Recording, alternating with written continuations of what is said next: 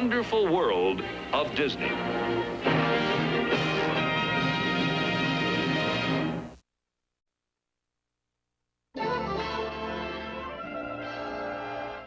Welcome to Disneyland, USA.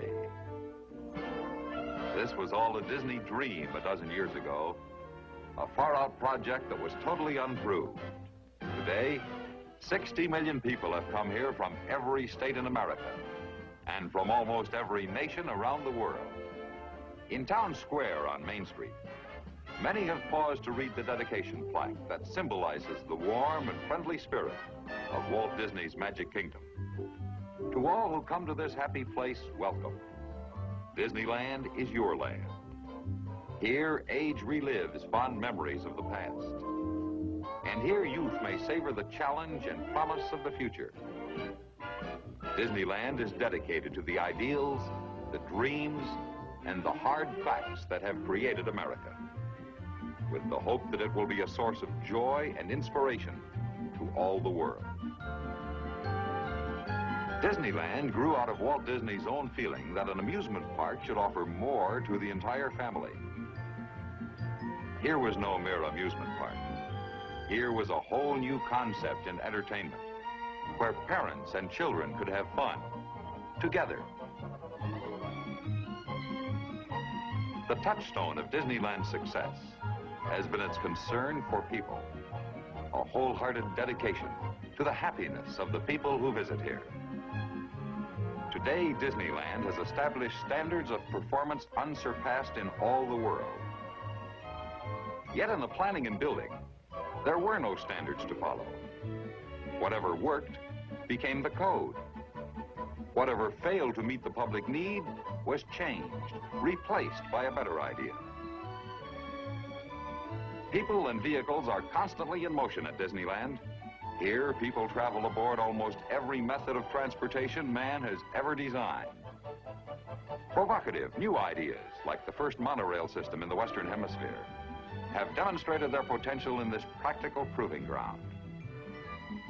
Disneyland vehicles have carried 340 million passengers in comfort and speed, and have traveled more than 19 million miles in unequaled safety. To plan Disneyland, Walt Disney long ago established a design organization called WED Enterprises. Today, the staff at WED includes designers, architects, and engineers skilled in the Disney way, and also fine craftsmen and technicians skilled in the arts of the space age.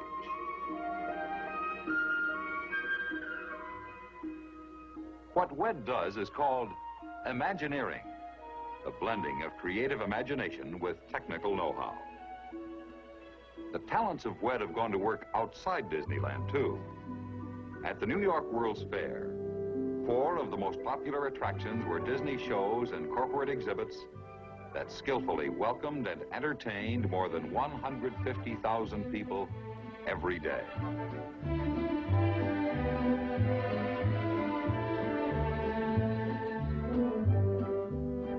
Tribute to the achievements of the Disney design staff has been paid by many highly respected planners and builders. Among them, James W. Rouse, developer of the new town of Columbia. In his keynote speech before the 1963 Urban Design Conference at Harvard University, Mr. Rouse said in part, quote, "I hold a view that may be somewhat shocking to an audience as sophisticated as this, that the greatest piece of urban design in the United States today is Disneyland. If you think about Disneyland and think of its performance in relation to its purpose, its meaning to people, more than that, its meaning to the process of development, you will find it the outstanding piece of urban design in the United States. It took an area of activity, the amusement park, and lifted it to a standard so high in its performance, in its respect for people, in its functioning for people, that it really has become a brand new thing. It fulfills all the functions it set out to accomplish, unself-consciously, usefully, and profitably to its owners and developers. I find more to learn in the standards that have been set and in the goals that have been achieved in the development of Disneyland than in any other single piece of physical development in the country." End quote. Yesterday, Disneyland, and the New York World's Fair. Tomorrow, a project so vast, it has already been called a whole new Disney World. And now, here is Walt Disney. Welcome to a little bit of Florida here in California. This is where the early planning is taking place for our so-called Disney World project. Now, the purpose of this film is to bring you up to date about some of the plans for Disney World. But before I go into any of the details, I want to say just a word about the site of our Florida project.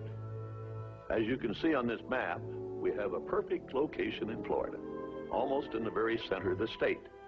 In fact, we selected this site because it's so easy for tourists and Florida residents to get here by automobile. Now, in larger scale on this map, our Florida land is located partly in Orange County and Osceola County, between the cities of Orlando and Kissimmee.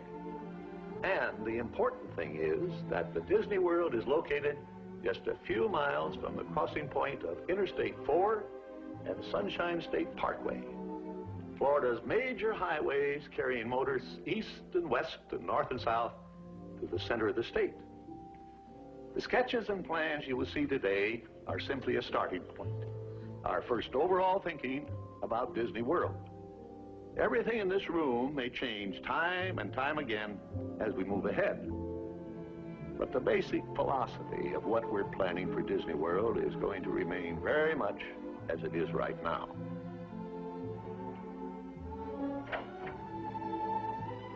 We know what our goals are. We know what we hope to accomplish. And believe me, it's the most exciting and challenging assignment we've ever tackled at Walt Disney Productions. Today, I want to share with you some of our ideas for Disney World.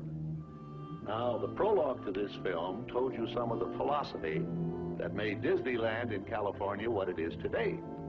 Of course, there will be another amusement theme park in Florida, similar to the one in California. We're now developing a master plan that encompasses the theme park and all the facilities around it that will serve the tourists. Hotels, motels, and a variety of recreation activities. In fact, just this little area alone is 5 times the size of Disneyland in California.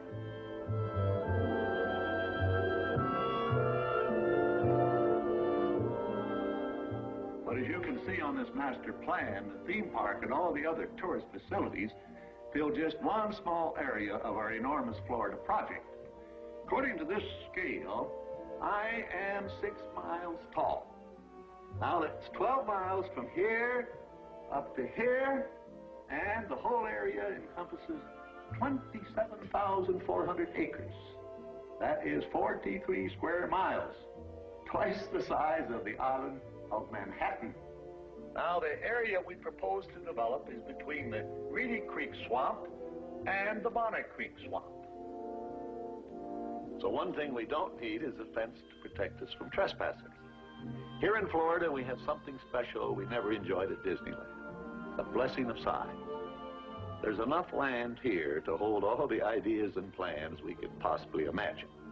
Right now, our plans include an airport of the future down here in Osceola County, an entrance complex where all visitors will enter Disney World, an industrial park area covering about 1,000 acres, and of course the theme park area way up here.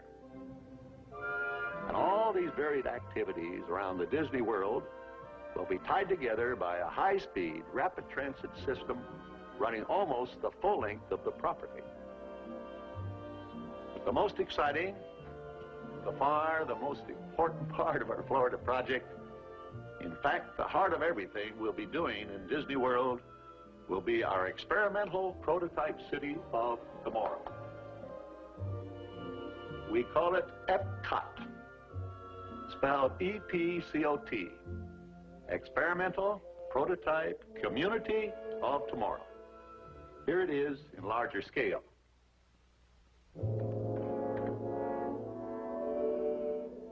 Epcot will take its cue from the new ideas and new technologies that are now emerging from the creative centers of American industry. It will be a community of tomorrow that will never be completed, but will always be introducing and testing and demonstrating new materials and new systems. And Epcot will always be a showcase to the world for the ingenuity and imagination of American free enterprise. I don't believe there's a challenge anywhere in the world that's more important to people everywhere than finding solutions to the problems of our cities. But where do we begin? How do we start answering this great challenge? Well, we're convinced we must start with the public need. And the need is not just for curing the old ills of old cities. We think the need is for starting from scratch on virgin land and building a special kind of new community. So that's what Epcot is, an experimental prototype community that will always be in a state of becoming. It will never cease to be a living blueprint of the future, where people actually live a life they can't find anywhere else in the world. Everything in Epcot will be dedicated to the happiness of the people who will live, work, and play here, and those who come here from all around the world to visit our living showcase. We don't presume to know all the answers. In fact, we're counting on the cooperation of American industry to provide their very best thinking during the planning and the creation of our experimental prototype community of tomorrow. And most important of all, when Epcot has become a reality and we find the need for technologies that don't even exist today, it's our hope that Epcot will stimulate American industry to develop new solutions that will meet the needs of people expressed right here in this experimental community. Well, that's our basic philosophy for Epcot. By now, I'm sure you're wondering how people will actually live and work and move around in our community of tomorrow. So in the next few minutes, we'll go into detail about some of our preliminary sketches and layouts. Remember though, as I said earlier, this is just the beginning, and with that thought in mind, let's have a look. No city of today will serve as the guide for the city of tomorrow. Epcot will be a planned environment, demonstrating to the world what American communities can accomplish through proper control of planning and design. Epcot begins with an idea new among cities built since the birth of the automobile. We call it the radial plan. Picture a wheel. Like the spokes of the wheel, the city fans out along a series of radials from a bustling hub at the center of Epcot. A network of transportation systems radiate from this central hub, carrying people to and from the heart of the city. These transportation systems circulate to and through 4 primary spheres of activity surrounding the central core. First, the area of business and commerce. Next, the high-density apartment housing. Then the broad greenbelt and recreation lands. And finally, the low-density neighborhood residential streets. Epcot's dynamic urban center will offer the excitement and variety of activities found only in metropolitan cities: cultural, social, business, and entertainment. Among its major features will be a cosmopolitan hotel and convention center, towering 30 or more stories. Shopping areas, where stores and whole streets recreate the character and adventure of places round the world. Theaters for dramatic and musical productions. Restaurants, and a variety of nightlife attractions. And a wide range of office buildings, some containing services required by Epcot's residents, but most of them designed especially to suit the local and regional needs of major corporations. But most important, this entire 50 acres of city streets and buildings will be completely enclosed. In this climate-controlled environment, shoppers and theater-goers and people just out for a stroll will enjoy ideal weather conditions, protected day and night from rain, heat and cold, and humidity. Here, the pedestrian will be king, free to walk and browse without fear of motorized vehicles. Only electric-powered vehicles will travel above the streets of Epcot's Central City. This towering hotel is the visual center of Epcot, the shining jewel at the center of the city. It will offer tourists and vacationers not only the most modern guest rooms and convention facilities, but also a 7-acre recreation deck located high above the pedestrian and shopping areas of the city. But hidden from view, directly beneath the hotel, is another kind of vital center, Epcot's transportation lobby. Although out of sight to hotel guests, this transportation terminal will play a key role in the city of tomorrow's ability to meet the needs of both visitor and resident. Two separate but interconnecting transit systems will move people into and out of Epcot in speed, safety, and comfort through this central terminal. Both are electrically powered.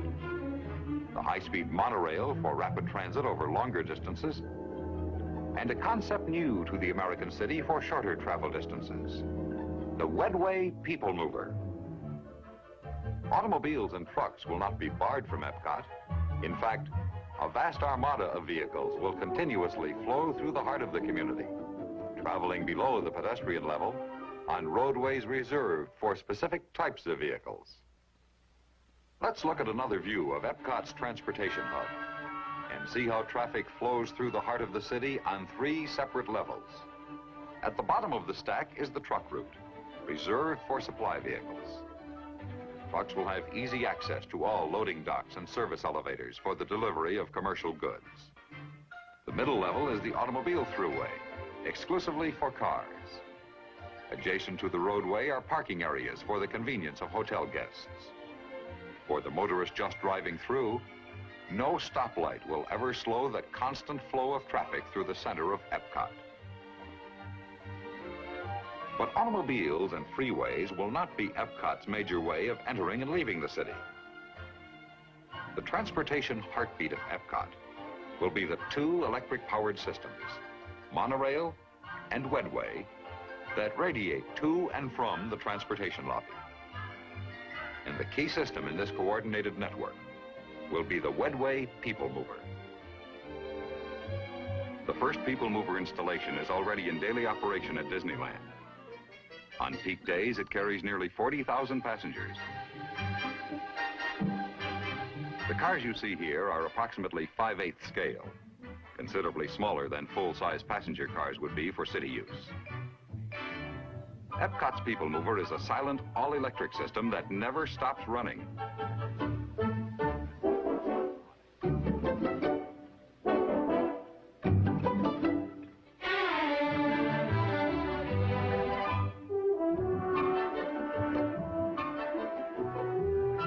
These cars continue to move even while passengers are disembarking or stepping aboard.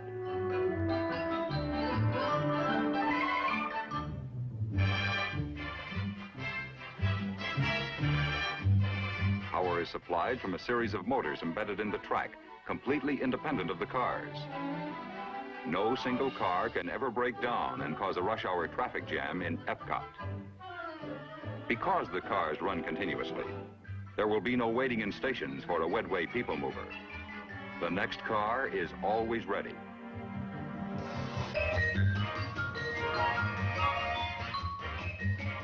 Now let's go back to the transportation lobby and see how the Wedway will travel along one radial between the center of Epcot and a typical residential area. Leaving the transportation lobby, the Wedway trains travel above the downtown streets. Within minutes, the Wedway passes through the first station. Many people who work in the offices and stores of Epcot City Center board the Wedway here for their trip home. Some people leave the Wedway here, too. They live in Epcot's high-density apartments surrounding the Metropolitan Center. Most passengers who ride the Wedway live beyond the apartments and stay aboard the People Mover as it crosses Epcot's sheltering greenbelt. Epcot's greenbelt is more than just a broad expanse of beautiful lawns and walks and trees. Here, too, are the community's varied recreational facilities. Its playgrounds for children, its churches, and its schools. Beyond the Greenbelt are Epcot's neighborhood areas of single-family homes.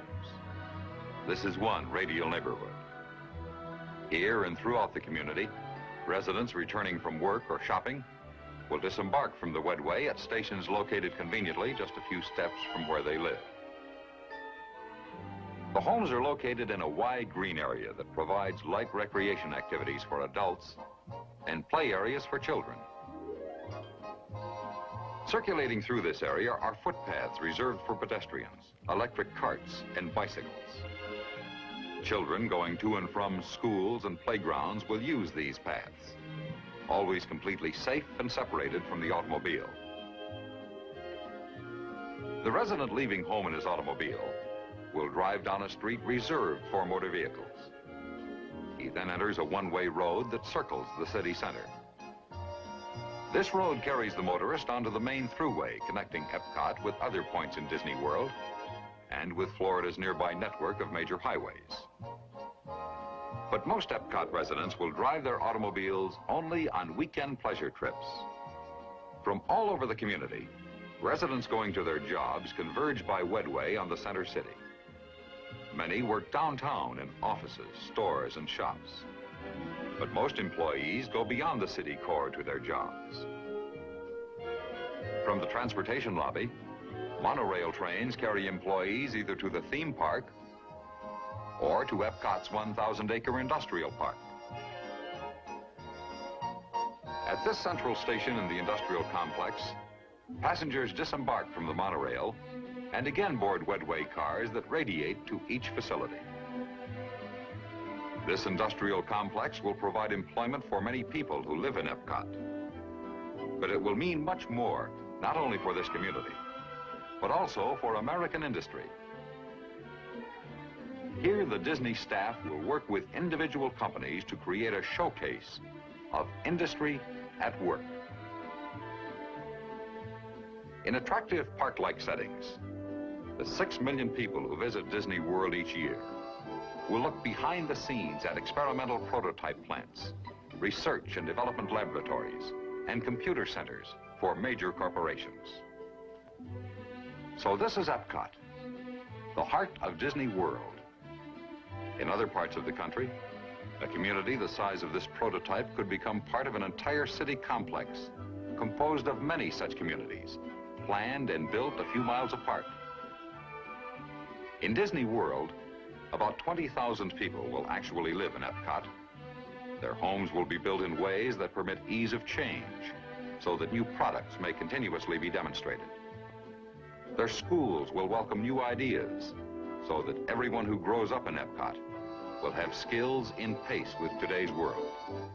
Epcot will be a working community with employment for all, and everyone who lives here will have a responsibility to help keep this community an exciting, living blueprint of the future. And now here again is Walt Disney. That's the starting point for our experimental prototype community of tomorrow. And now, where do we go from these preliminary plans and sketches? Well, a project like this is so vast in scope that no one company alone can make it a reality. But if we can bring together the technical know-how of American industry and the creative imagination of the Disney organization, I'm confident we can create right here in Disney World a showcase to the world of the American free enterprise system. I believe we can build a community that more people will talk about and come to look at than any other area in the world. And with your cooperation, I'm sure this experimental prototype community of tomorrow can influence the future of city living for generations to come. It's an exciting challenge, a once-in-a-lifetime opportunity for everyone who participates. Speaking for myself and the entire Disney organization, we're ready to go right now.